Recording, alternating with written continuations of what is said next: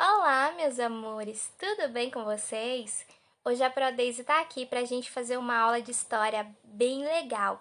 Vamos hoje falar sobre as grandes navegações.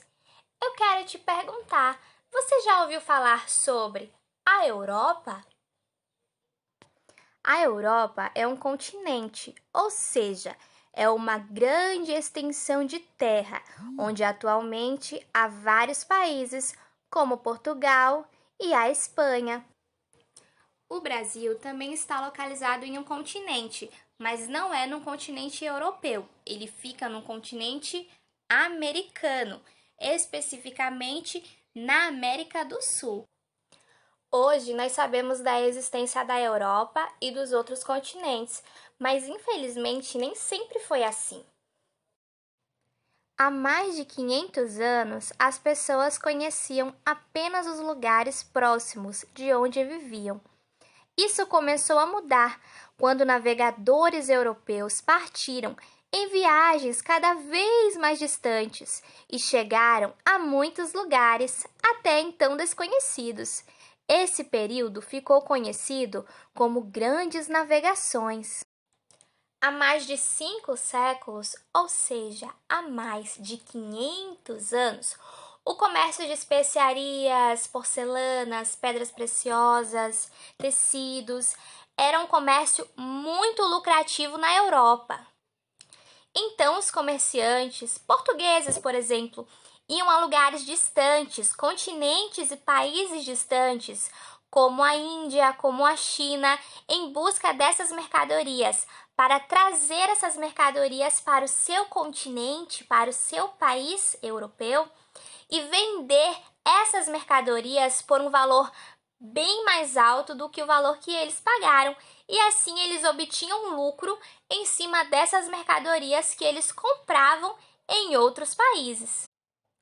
Para chegar até lá e voltar, os comerciantes percorriam rotas longas e perigosas durante meses e passavam por várias cidades, o que deixava as viagens caras e muito cansativas. Com o objetivo de obter mais mercadorias a preços menores, eles decidiram procurar por rotas marítimas que os levassem diretamente aos centros de comércio, como Calicut, na Índia. Mas essa busca fazia com que passassem por lugares desconhecidos. Assim, começaram a fazer viagens cada vez mais arriscadas. Nos séculos XV e XVI, os europeus não conheciam bem o continente que atualmente chamamos de Ásia.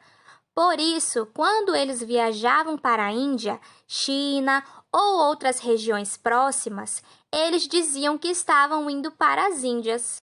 Na época das grandes navegações, as especiarias eram usadas no preparo de conservantes, temperos, chás e até perfumes. Uma das especiarias mais valorizadas era a pimenta do reino, que tinha a capacidade de conservar as carnes e lhes dar sabor. Sem a adição dessa especiaria, as carnes podiam estragar rapidamente. O cravo da Índia e o gengibre, por exemplo, eram usados como temperos e também no preparo de chás, que eram consumidos tanto por seu sabor quanto por suas propriedades medicinais. Com a invenção da geladeira e dos conservantes industrializados, atualmente essas especiarias não têm mais esta função de conservar e de manter os alimentos. Geralmente, elas têm o uso exclusivo culinário, ou seja, elas são usadas para dar sabor, para dar tempero para o nosso alimento e assim deixá-lo ele mais saboroso. Os reis de Portugal incentivaram as viagens marítimas. Com isso, os pesquisadores desenvolveram novas técnicas de navegação e descobriram formas de construir embarcações melhores. Assim, surgiram as caravelas, que eram resistentes, rápidas e leves, e diversos instrumentos foram criados ou modernizados.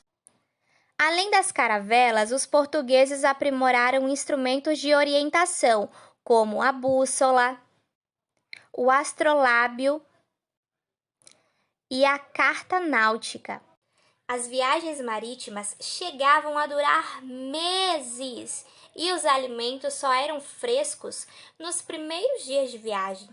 Com o passar do tempo, os marinheiros começavam a comer os alimentos duros, salgados e até estragados. Imagine aí comer um alimento estragado. Deve ser muito ruim, né? Além de fazer muito mal para o nosso organismo.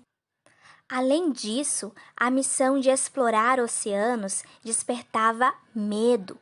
Naquela época, havia muitas lendas sobre monstros que habitavam os mares desconhecidos.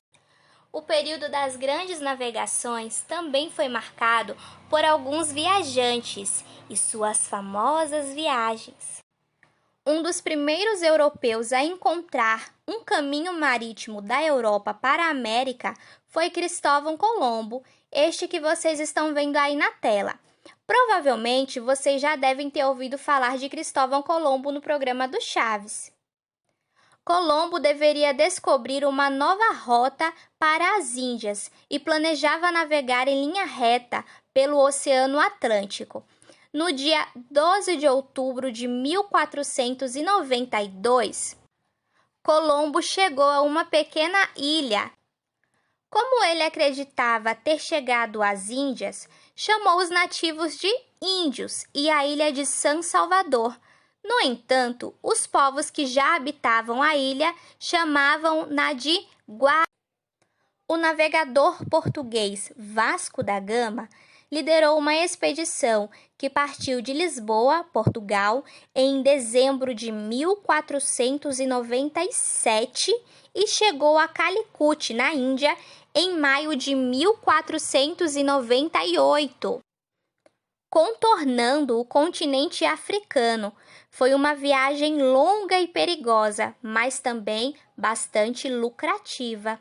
Para finalizar essa lista de viajantes, vamos falar de Pedro Álvares Cabral.